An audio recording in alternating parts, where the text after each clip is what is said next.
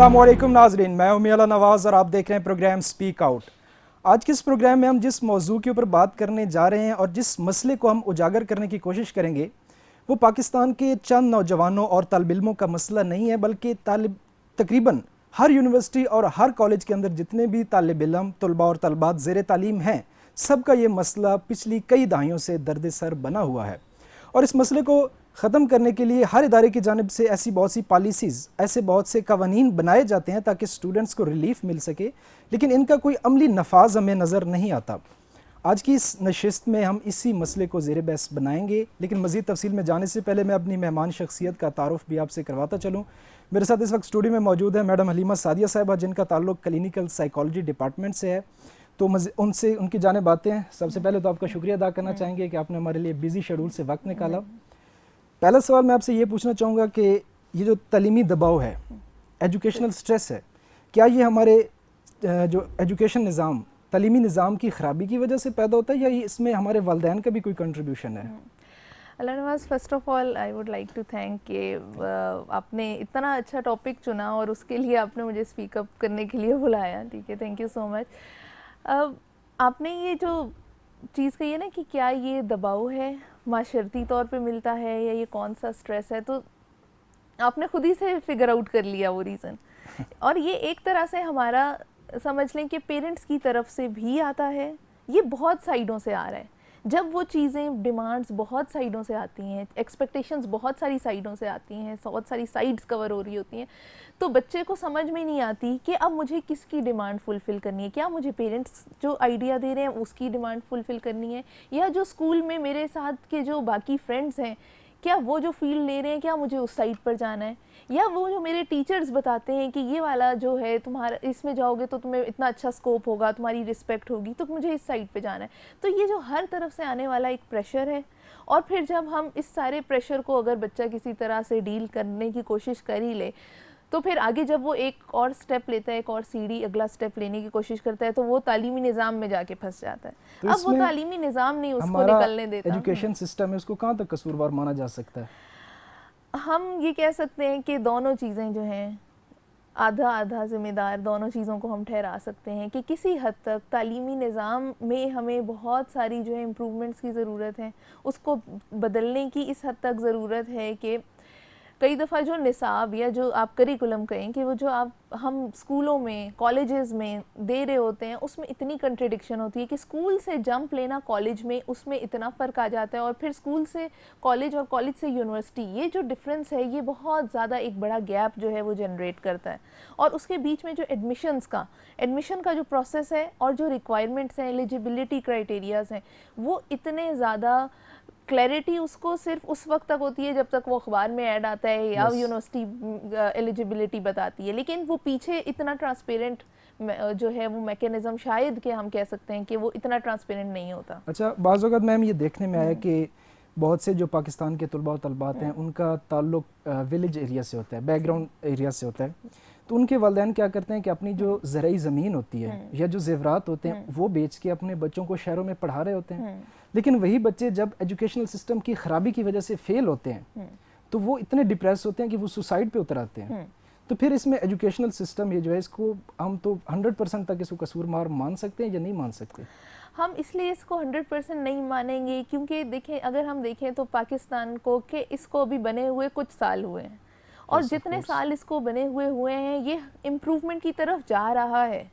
हम ये नहीं कहेंगे कि इम्प्रूव हो चुका है। डेवलपिंग हम इसीलिए इसको कहते हैं कि ये अभी डेवलप कर रहा है, और जो चीज़ डेवलप करती है उसमें कुछ ना कुछ तो लूप होल्स रहते हैं। तो हम इस लूप होल्स को ये समझ सकते हैं कि ये अभी बच्चे से बड़ा होने के प्रोसेस में है, अभी अडल्ट के फेज़ में नहीं आया, अभी ये टीन एज में से गुजर रहा है एक तरह से। एक रिपोर्ट में ये भी पढ़ा है कि पाकिस्तान में अभी तक 177 ऐसे इदारे हैं, मतलब 161 यूनिवर्सिटीज़ हैं और फिर कुछ इदारे हैं जो डिग्री अवार्डिंग इंस्टीट्यूट्स कहलाते हैं, DIEs। तो 177 यूनिवर्सिटीज़ हैं और करीब 22 करोड़ की आवाम है, तो इतना बड़ा ह्यूज गैप है, बहुत फिगर एंड फैक्ट्स हैं। लेकिन इसके बावजूद जो हमारा एजुकेशन सिस्टम है, एजुकेशन मिनिस्ट्री है, वो कोई इफेक्टिव पॉलिसी नहीं दे रहा। जब से 1947 से ये हमारा पाकिस्तान बना और हमने यहाँ पे, और जितने भी स्टूडेंट्स ने यहाँ पे तालीम हासिल की उन्होंने एक स्ट्रेस की सिचुएशन में की कि हम ये मजमून पढ़ रहे हैं। सोशल साइंस की हम एग्जांपल ले लें कि जो वालिदैन ये समझते हैं, बहुत से वालिदैन चाहते हैं कि हम इंजीनियरिंग और मेडिकल में अपने बच्चों को भेजें और इसकी वजह से वो कई लाख खर्चा कर देते हैं डोनेशंस के नाम पे और रिश्वत ब्राइब। तो पाकिस्तान अभी मतलब 22 करोड़ आवाम है, बहुत कम यूनिवर्सिटीज़ हैं, लेकिन जो ये सोशल साइंस है, ये जो दूसरे साइंस है, ये पेरेंट्स इसलिए नहीं पढ़ाते कि शायद यहाँ पे स्कोप ना हो, हमारे बच्चे को जॉब ना मिले, सिक्योर फ्यूचर ना मिले, तो वो मेडिकल और इंजीनियरिंग में लाते हैं, जिसकी वजह से वो हमेशा अपनी फील्ड में डिप्रेस रहता है। तो इसमें वालिदैन को अब उनके क्या करना चाहिए? देखिए, पहली चीज़ तो ये कि वही चीज़ हम कहते हैं कि आधा आधा कसूरवार इसीलिए हम ठहरा सकते हैं कि जो प्रेशर फिर पेरेंट्स की तरफ से आ रहा है, सोसाइटी की तरफ से आ रहा है, पेरेंट्स प्रेशर डाल रहे हैं क्योंकि उन पे कहीं और से प्रेशर आ रहा है, और पेरेंट्स पे प्रेशर डाल रही है वो सोसाइटी, और वही पेरेंट्स बना रहे हैं वो सोसाइटी भी। जो पेरेंट्स प्रेशर ले रहे हैं और पेरेंट्स की बातों का कि हमारा बच्चा तो इंजीनियर बन रहा है, डॉक्टर बन रहा है, वो उनकी बातों का प्रेशर ले रहे हैं और फिर वो अपने बच्चे को वो प्रेशर ट्रांसफ़र कर रहे हैं और वो उसको कहते हैं कि तुमने भी यही बनना है क्योंकि ये हमारी इज्जत का सवाल है, हमारी ख़ानदान में अपना डॉक्टर भी होना ज़रूरी है। ये नहीं कि तुम्हारा कज़न डॉक्टर बन जाए और हमारी फैमिली में कोई डॉक्टर ना हो तो ये हमारे लिए तो बाइसे शर्मिंदगी हो जाएगी ये बात। तो ये वाली अवेयरनेस की चीज़ें हैं जो कि पेरेंट्स में अवेयरनेस दिलवाई जाए मुख्तलिफ, जैसे अब ये आप प्रोग्राम कर रहे हैं जो कि इसमें एक स्टेप है आपका कि आप उस बैरियर को ब्रेक करना चाह रहे हैं, तो ये हेल्प करेगा। और इस तरह के बहुत सारे कोई सेमिनार्स होने चाहिए, पेरेंट्स को ये पता चले कि स्कोप सिर्फ और सिर्फ जो है ये नहीं है कि पैसा कमाना, मेरे ख्याल में कि समझा जाता है कि स्कोप, हाँ, स्कोप उस चीज़ का है कि कौन अपने स्किल्स को कितना अच्छे से यूटिलाइज कर सकता है। आजकल तो अगर आप डॉक्टर्स को देखें तो डॉक्टर्स इतने ज़्यादा हैं कि डॉक्टर्स तक को जॉब्स का इतना ज़्यादा मसला है कि और किसी प्रोफेशन में उतना मसला अब नहीं रहा जितना डॉक्टर्स को जॉब मिलने का मसला है। और वो इतनी मिनिमम या विदाउट एनी पेमेंट जो है वो कई जगह पे हाउस जॉब्स कर रहे हैं, इंटर्न्स हुए हुए हैं, जो कि बाकी मैनेजमेंट साइंस और आप सोशल साइंसेज इसमें देखें तो इतना बुरा हाल जॉब्स का नहीं मिलेगा जितना डॉक्टर्स के उसमें आप देखेंगे कि लगता है कि ये प्रोफेशन तो सबसे ज़रूरी है, लेकिन उसमें इतने लोग आ गए हैं कि अब वो उसकी ज़रूरत भर चुकी है, खत्म। तो इसके साथ साथ जैसे मूव ऑन करने से पहले सोशल साइंस का थोड़ा सा स्कोप भी बताते जाइए ताकि जो वालिदैन हमारे ये प्रोग्राम देखें उनको पता चल सके कि सोशल साइंस असल में है क्या और इसमें क्या क्या अपॉर्चुनिटीज़ हैं, क्योंकि पाकिस्तान की जितनी भी ब्यूरोक्रेसी है, जितनी भी पॉलिटिक्स है, वो सारी सोशल साइंस की वो ब्रांच है, वो सारी सोशल साइंस के ऊपर काम कर रही है। बिल्कुल, तो इनका थोड़ा स्कोप बताते जाइए। अब इसमें सोशल साइंसेज में हमारी बहुत सारी कैटेगरीज आ जाती हैं। अब आप सोशल साइंस ले लें, मीडिया स्टडीज़ ले लें, बहुत सारे और डोमेन्स हैं। मतलब सिर्फ दुनिया में इंजीनियरिंग या डॉक्टर डिग्री जो है वो MBBS डॉक्टर जो समझे जाते हैं वो, उसके अलावा बहुत सारे और प्रोफेशंस हैं। मतलब कि आप ले लें कि सोशल साइंसेज में इंटरनेशनल रिलेशंस हैं, पॉलिटिकल साइंस है। अब ये वाले सब्जेक्ट्स अगर हमारे बच्चे नहीं पढ़ेंगे, अगर ये हम बच्चों को इसकी तालीम नहीं देंगे तो फिर तो हम माशरे में उसी तरह और पीछे जाते जाएंगे। हम कहेंगे हमारे पॉलिटिक्स करप्शन करते हैं, इनको नो हाउ नहीं है, इनको कोई समझ नहीं है, आके बैठ जाते हैं गवर्नमेंट में, तो वो तो फिर इसी तरह हमेशा चलता रहेगा। अगर हम ही अपने बच्चों को पॉलिटिकल साइंस, इंटरनेशनल रिलेशंस इनसे दूर रख रहे हैं तो हम तो अपने ऊपर जाहिल हुक्मरानों को खुद आने दे रहे हैं कि हम ठीक है मैट्रिक FA वाले हुक्मरान हमारे लिए काफ़ी हैं क्योंकि हमने तो अपने बच्चों को सिर्फ डॉक्टर बनाना है या इंजीनियर बनाना है। उसके बाद अगर आप और प्रोफेशंस देखें, इसके सोशियोलॉजी आती है, साइकोलॉजी आती है। साइकोलॉजी को भी आप इस तरह ले सकते हैं कि अगर हमें एक दूसरे को जान नहीं सकते, एक दूसरे को समझ नहीं सकते, दूसरों का स्ट्रेस नहीं आइडेंटिफाई कर सकते, तो फिर हम किस तरह ये जो है इस बात का अंदाज़ा लगा सकते हैं कि हमारी सोसाइटी इम्प्रूव कर जाएगी। सोसाइटी की इम्प्रूवमेंट के लिए किसी का माइंडसेट जानना, किसी के रवैयों को समझना और उनको जानना कि ये दबाव, ज़हनी दबाव जिसमें से पूरा माशरा हमारा गुजर है, अगर हम कहें ना 100% लोग इस वक्त ज़हनी दबाव में से गुजर रहे हैं तो ये बात गलत नहीं होगी, क्योंकि किसी न किसी तरह, किसी न किसी हद तक कोई भी, हर एक बंदा जो है किसी न किसी स्ट्रेस का शिकार है, और वो स्ट्रेस जो है उनकी ज़िंदगी के हर शोबे को जो है वो दबाव भी है और उसमें वो खिंचावा महसूस करता है, और वो खिंचाव जो है उसको या तो सर दर्द में नज़र आता है, पेट में कांस्टेंट दर्द रह रहा है, सर में कांस्टेंट दर्द रह रहा है, मेरी जो है मुझे समझ में नहीं आता कि मुझे तो कोई मेडिकल रीज़न नहीं है, रिपोर्ट्स ठीक आ रही हैं लेकिन पता नहीं मेरा क्या मसला है, डॉक्टर कहते हैं कि कोई नहीं। अब ये वाले मसाइल वो हैं जो कि साइकोलॉजिकल हैं, जो ज़हनी दबाव की वजह से जिस्मानी मसाइल की शक्ल उन्होंने इख्तियार कर ली है। तो ये उस किस्म के होते अच्छा मैम, अगर हम इंस्टीट्यूशन की बात करें तो यहाँ पे एक जो हैरत अंगेज सिचुएशन है जिसको मेरे ख्याल में कभी डील ही नहीं किया गया, वो ये है कि हमारी जितनी भी 177 डिग्री अवार्डिंग इंस्टीट्यूट्स हैं पाकिस्तान के, वो दरअसल प्रैक्टिकल इंस्टीट्यूशन नहीं है। वो एक नंबरों की दौड़ में स्टूडेंट्स को उन्होंने लगाया हुआ है और उन्होंने तालीम को एक बिजनेस के तौर पर ऑपरेट कर रहे हैं। और जितने भी हम अगर तालीमी इदारों पे नज़र दौड़ाएं तो हमें थोड़ा सा एक झलक दिखाई देती है, जैसे ये प्रेशर कुकर है, हमारे दिमाग में एक प्रेशर भरा जा रहा है कि आपने जितने ज़्यादा नंबर लेने हैं उतना आपका फ्यूचर सिक्योर होगा। तो ये नंबरों की जो दौड़ है जो बाज़ औक़ात हमारे असातिज़ा किराम की जानिब से भी देखने को मिलती है और वो उन्हीं स्टूडेंट्स को प्रमोट करते हैं जिनके नंबर ज़्यादा हों, बजाय इसके कि जो स्टूडेंट प्रैक्टिकल काम ज़्यादा अच्छा कर लेते हैं उनको इतनी इंपॉर्टेंस नहीं दी जाती थी। तो ये जो टीचर्स का ये जो बिहेवियर है क्लासेस में या हमारे जितने भी तालीमी इदारे हैं, आप देख लें सब में आप अगर हम देखें तो ये जो उन्होंने हमारे ज़हन में एक दबाव डाला हुआ है, नंबरों की दौड़ में लगा दिया है। तो ये नंबरों की दौड़ और ये टीचर्स का बिहेवियर एक फिर अच्छे भले प्रैक्टिकल इंसान को बहुत पीछे धकेल सकता है। तो इनमें टीचर्स को क्या करना चाहिए फिर? अब ये भी आपने अच्छा राइटली पॉइंटेड आउट कि ये वाली चीज़ जो है इसको भी हमें टारगेट करने की ज़रूरत है। ये वही निज़ाम है जिसके बारे में आपने पहले बात की थी, तालीमी निज़ाम है जो कि प्रेशर दे रहा है। एक टीचर को उसकी यूनिवर्सिटी प्रेशर दे रही है कि हमें रैंकिंग ऊपर लेकर जानी है और वो रैंकिंग ऊपर लेकर हमने यूनिवर्सिटी की जानी है, तो उसका मतलब यही होता है कि और ये कहना गलत ना होगा क्योंकि रैंकिंग काफ़ी स्टूडेंट की ज़िंदगियों पे है। बिल्कुल, क्योंकि ऐसी यूनिवर्सिटीज़ भी नाम नहीं लेते क्योंकि ऐसी यूनिवर्सिटीज़ भी हैं जिनकी तालीमी निज़ाम इतना ख़राब है कि स्टूडेंट सुसाइड कर रहे हैं और उसके ऊपर कोई वो प्रैक्टिकल पॉलिसी ही नहीं बना रहे। तो ये नंबरों की वो जो ये नंबरों की एक दौड़ जो आपने सही इस्तेमाल किया लव, कि नंबरों की दौड़ जो है ये हमने खुद ही शुरू की है और जो टीचर आ रहा है वो भी उसी सोसाइटी में से आ रहे हैं। जिस सोसाइटी में वो था उसके पेरेंट्स उसी तरह और वो भी शायद अब पेरेंट है, तो ये उसी साइकिल, वो विशियस साइकिल है जो चलता जा रहा है। और जब तक हम इस विशियस साइकिल को कहीं एक साइड से तोड़ना शुरू नहीं करेंगे तो ये जो है वो ब्रेक नहीं होगा। और आप जैसे कह रहे हैं कि कुछ यूनिवर्सिटीज़ में लोग कंपटीशन की खातिर सुसाइड कर लेते हैं कि मुझे एडमिशन नहीं मिला, अब ज़िंदगी का कोई मकसद ही नहीं रहा, क्योंकि मेरे वालिदैन ने तो मुझे बचपन से कह दिया था कि तुमने ये बनना है, तुम ना बने तो उसके अलावा तुम्हारा दुनिया में कोई और जो है मकसद नहीं है। तो जब ये चीज़, ये मैसेज कॉन्स्टेंटली पेरेंट्स की तरफ से, सोसाइटी की तरफ से भेजा जाएगा कि तुम सिर्फ तब तक अच्छे हो जब तक तुम अच्छा पढ़ रहे हो, और अच्छा पढ़ने का मतलब है कि A+ ग्रेड तुम्हारा नहीं आएगा और तुम अगर A- पे भी हो तो तुम फेलियर हो, ठीक है। तो ये वाली सोच जब तक हम अपने बच्चों में देते इसमें रहेंगे, अगर हम एक और इसी टॉपिक से एक रिलेटेड एस्पेक्ट निकलता है पब्लिक ह्यूमिलेशन का, कि अगर एक स्टूडेंट वो बड़े किसी दूर देहात गांव से आया शहर में पढ़ने के लिए, उसके ऊपर वालिदैन काफ़ी खर्चा कर रहे हैं, लेकिन वो A+ ग्रेड जाके अपने वालिदैन को नहीं दिखाता, तो लोग उसको बुरा भरा कहेंगे, लान तान करेंगे कि तुम पे इतना खर्चा किया गया, ये तुमने अच्छा रिजल्ट क्यों नहीं दिया। बजाय इसके कि वो अगर प्रैक्टिकल लाइफ में बहुत अच्छा है, अगर वो इंजीनियरिंग कर रहा है तो वो थियरी में थोड़ा वीक है, नो इशू, लेकिन वो अगर प्रैक्टिकल वर्क बहुत अच्छा कर रहा है तो लोग उसको थोड़ा बहुत ह्यूमिलेट करते हैं कि शर्म करो तुम्हारे नंबर अच्छे नहीं आ रहे। तो असल में ये जो पब्लिक ह्यूमिलेशन है ये फिर एक स्टूडेंट को एक डिप्रेस करती है और उसके हवाले से जो हम देखते हैं कि हमारा जो मुआशरा है ये असल में किस हद तक कंट्रीब्यूट कर रहा है।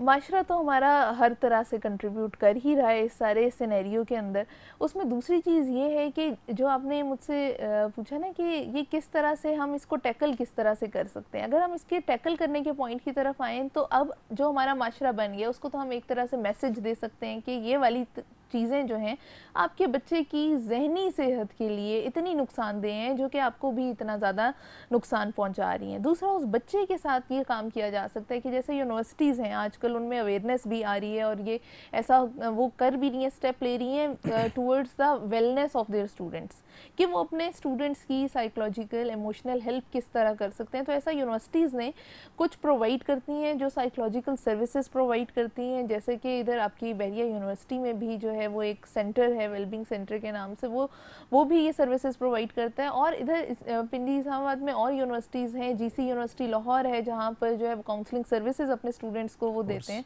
और ये सारी सर्विसेज उनकी हेल्प करती हैं कि वो कैसे कोप करें इन स्ट्रेसेस से हेल्दी वे में, कि वो सुसाइड की तरफ ना चले जाएं, बहुत ज़्यादा पेसिमिज्म की तरफ ना चले जाएं। और इसके साथ हम थोड़ी बात करेंगे कि हमारी सोसाइटी पे ये स्टूडेंट की जो एक स्ट्रेस जनरेशन हम प्रोड्यूस कर रहे हैं, इसका हमारे माशरे पे क्या असरात हैं। लेकिन उससे पहले हम यहाँ पे लेंगे एक छोटी सी ब्रेक, हमारे साथ रहिएगा।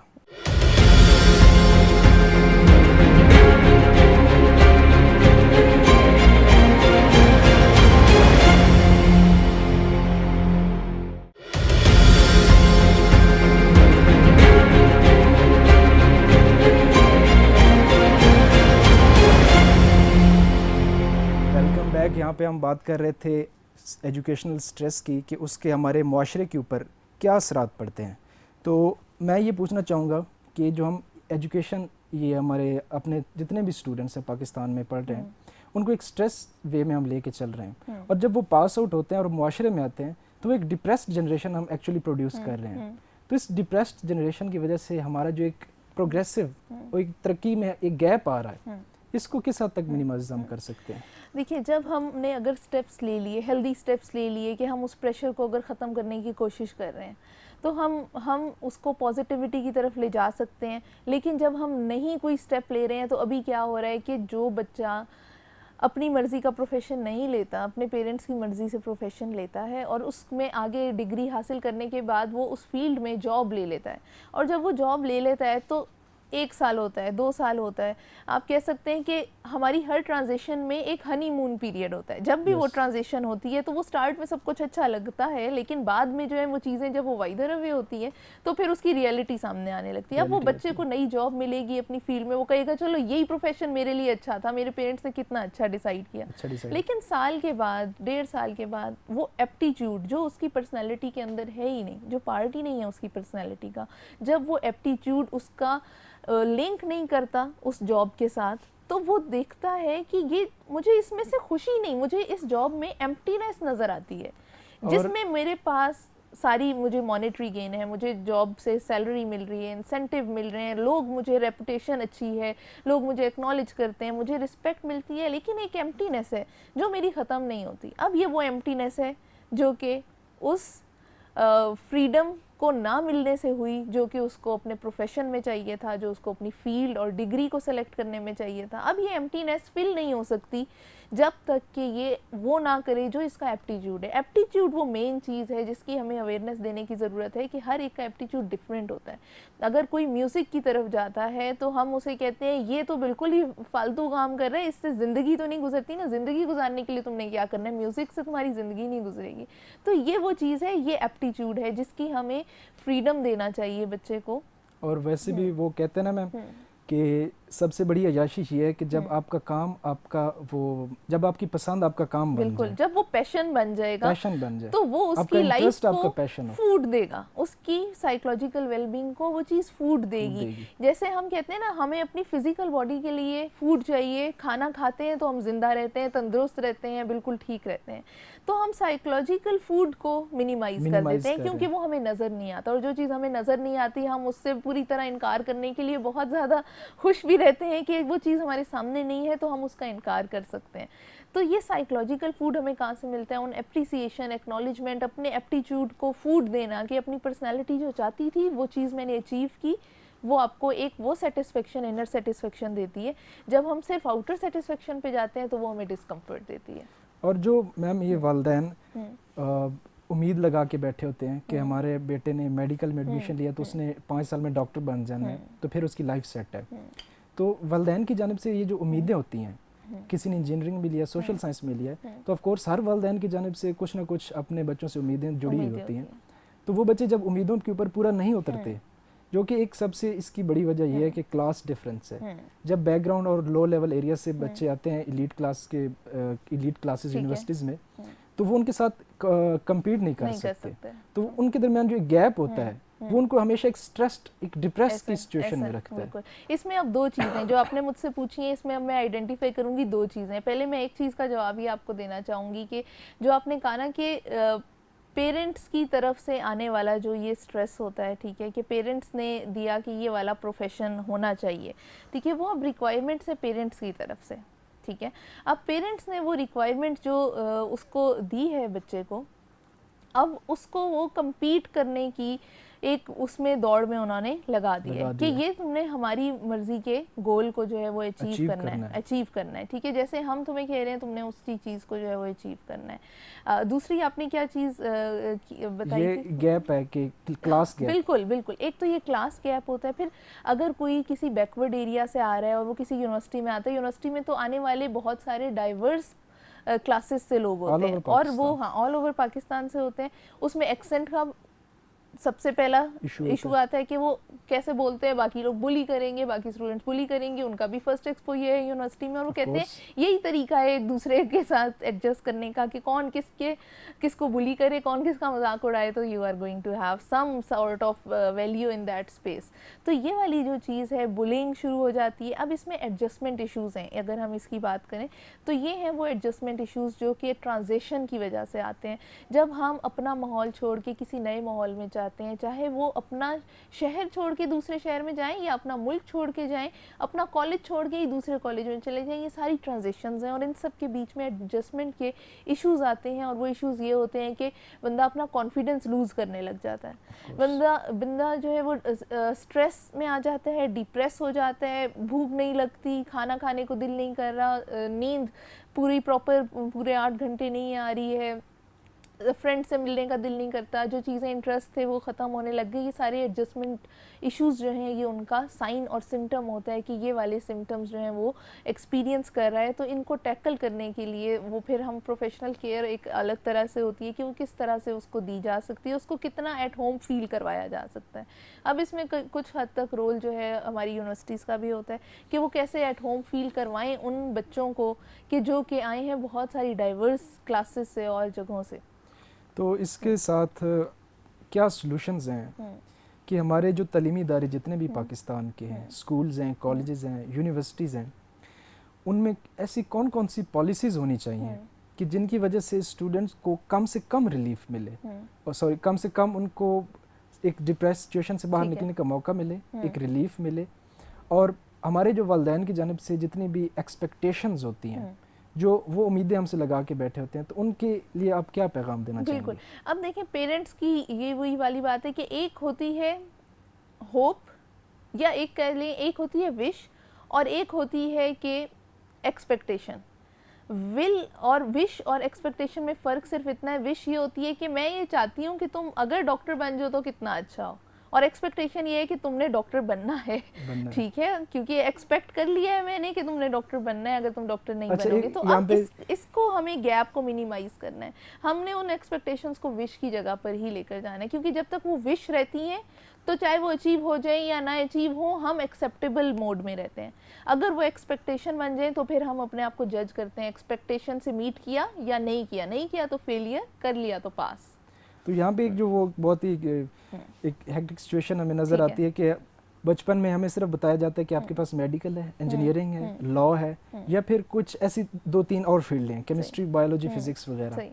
तो जब हम यूनिवर्सिटीज़ में आते हैं तो हमारे सामने इतनी डाइवर्स फील्ड खुलती हैं और हमें बहुत से हमने वो नाम भी नहीं सुने थे कि इसमें भी बैचलर्स ऑफर हो रहा है। तो उस वजह से पेरेंट्स को सिर्फ लगता है कि जो डॉक्टर बनता है, जो इंजीनियरिंग बनता है, जो अच्छा लॉयर बनता है, वही आगे जा सकता है, वही अच्छी खुशगवार ज़िंदगी गुजार सकता है। लेकिन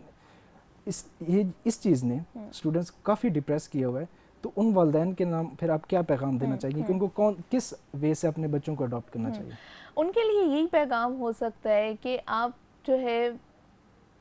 जब हम प्रेशर डालते हैं किसी भी चीज़ के ऊपर, ठीक है, जब आप देखें कि अब एक ग्लास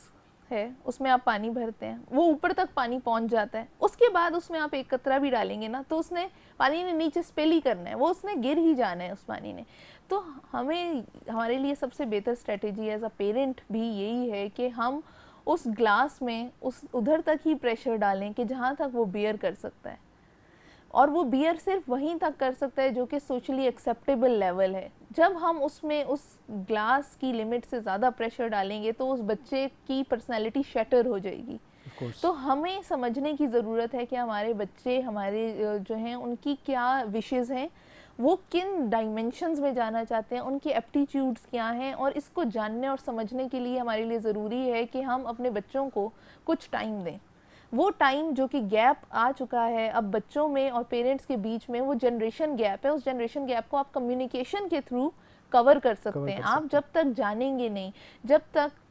जब नए मोबाइल फ़ोन्स आए थे, जब तक किसी ने बताया नहीं था कि ये मोबाइल फ़ोन जो है वो आपकी हेल्प करता है कि आप इससे कांटेक्ट कर सकते हैं, आप इससे सुन सकते हैं, ये टच स्क्रीन पे भी होते हैं और बटन्स वाले भी होते हैं। तो तब तक दूसरे बंदे को ये बात नहीं पता थी कि ये कैसे चलता है। तो वो उस कम्युनिकेशन ने वो गैप फिल किया और आजकल पेरेंट्स भी यूज़ कर रहे हैं फ़ोन, उनकी जनरेशन में वो नहीं था। तो जो इनके पेरेंट्स के एटीट्यूड्स हैं और जो बच्चों के एप्टीट्यूड्स हैं वो भी आपके लिए उतने ही नए हैं जैसा कि एक मोबाइल फ़ोन, क्योंकि वो एक नई जनरेशन है। उसको समझने के लिए आपको उनके साथ कम्युनिकेशन बढ़ानी होगी। तो ये प्रोग्राम का जो आखिरी सवाल मैं आपसे पूछना चाहता हूँ, टाइम भी बहुत शॉर्ट है, कि वो स्टूडेंट्स जो इस वक्त डिप्रेस हैं, जो इस वक्त डिप्रेशन का शिकार हैं, हमारी इस तालीम में, हमारी इस यूनिवर्सिटी में ऐसे बहुत से हैं, उनके लिए आप क्या पैगाम देना चाहेंगी कि उनको अपनी डिप्रेशन से बाहर आने के लिए कौन सा अच्छा तरीका उनके लिए रहेगा, या फिर उनके लिए कोई ऐसा मैसेज? पहला मैसेज तो उनके लिए यही है कि अगर वो समझते हैं कि ये वाली चीज़ जो है उनके लिए मसला क्रिएट करी है कि उनकी पढ़ाई में वो पीछे जा रहे हैं और उनकी ज़िंदगी के बाकी मसाइल उनके ऐड हो रहे हैं, तो उन्हें चाहिए कि वो किसी न किसी प्रोफेशनल हेल्प की तरफ जाएं कि इस मसले को कैसे टैकल किया जाए प्रोफेशनली, क्योंकि ये भी एक माइंड का प्रॉब्लम है ना, एक साइकोलॉजिकल प्रॉब्लम है। और जब भी हमारी कोई चीज़ ख़राब होती है तो हम उसके एक्सपर्ट के पास चले जाते हैं। मोबाइल ख़राब होता है तो मोबाइल ठीक कराने जाते हैं, खुद नहीं ठीक करने बैठ जाते। ठीक है, तो इसी तरह से वो भी किसी न किसी उसको अप्रोच कर सकते हैं। और दूसरी चीज़ ये कि अगर वो समझते हैं कि हम खुद इस पे कुछ विलफुली करें, तो सबसे पहली चीज़ जो है वो उनकी कमिटमेंट है कि हाँ, मैं आज अपनी सिचुएशन को चेंज करना चाहता हूँ। मैं ऐसा पहले फील नहीं करता था, मैं पहले इतना डाउन, सैड, डिप्रेस, परेशान, घबराया हुआ नहीं रहता था। ये तो अभी कुछ 6 महीने, 7 महीने, 1 साल से ऐसा हुआ है कि मेरे साथ ऐसा हो रहा है। तो अगर पहली चीज़ ये है कि उसकी अपनी कमिटमेंट हो कि मैं आज वाकई अपने आप को चेंज करना चाहता हूँ, फिर उसके बाद वो छोटे छोटे चंक्स में गोल बना सकता है कि आज मुझे ये अचीव करना है, मुझे कल ये अचीव करना है। Thank you very much ma'am, आपने हमारे लिए वक्त निकाला और इस मसला जो हर यूनिवर्सिटीज़ का है, हर तालिब इल्म का तकरीबन है, जो कामयाब हैं या नहीं है, उनका भी ये मसला है कि वो भी थोड़ा बहुत डिप्रेस्ड रहते हैं हमारे इस एजुकेशन सिस्टम की वजह से और पढ़ाई की वजह से। आपने जैसे कि सुना कि जितना भी एजुकेशनल स्ट्रेस का प्रॉब्लम है, पाकिस्तान की जिस यूनिवर्सिटी में आप जाएं आपको ये मसला नज़र आएगा। तो इस मसले को ख़त्म करने के लिए, जैसा कि हमारे मेहमान शख्सियत मैम हलीमा सादिया साहिबा ने फरमाया कि ये ना सिर्फ हमारे वालदैन की जानिब से है और ना ही सिर्फ हमारे ये इंस्टीट्यूट्स की ख़राबी की वजह से और ना हमारे तालीमी निज़ाम की ख़राबी की वजह से है, बल्कि ये मसला हर तरफ से है, हर तरफ से कंट्रीब्यूशन आता है। तो इसके ख़िलाफ़ आपने ख़ुद कुछ करना है और अगर आप ये समझते हैं कि आपने इस मसले से बाहर निकलना है तो इसके ख़िलाफ़ लड़ें, इससे घबराएं मत, अपने करियर काउंसलिंग करवाएं। और अगर आप समझते हैं कि आपने कामयाब होना है तो ये मसला आपकी राह में रुकावट नहीं बनना चाहिए, क्योंकि अगर ये मसला बन गया तो फिर आप दिन ब दिन आगे की बजाय पीछे चले जाएंगे। तो वो स्टूडेंट्स जो डिप्रेस्ड हैं, जो डिप्रेशन का शिकार हैं, उनके नाम एक छोटा सा शेर, इसके साथ ही हम इजाज़त चाहेंगे कि जब अपना काफ़िला अज़्मो यकीन से निकलेगा, जब अपना काफ़िला अज़्मो यकीन से निकलेगा, जहाँ से चाहोगे रास्ता वहीं से निकलेगा। ए वतन की मिट्टी मुझे एड़ियाँ रगड़ने दे, ए वतन की मिट्टी मुझे एड़ियाँ रगड़ने दे, मुझे यकीन है कि चश्मा यहीं से निकलेगा। इसके साथ ही हमें दीजिए इजाज़त। खुदा हाफिज़।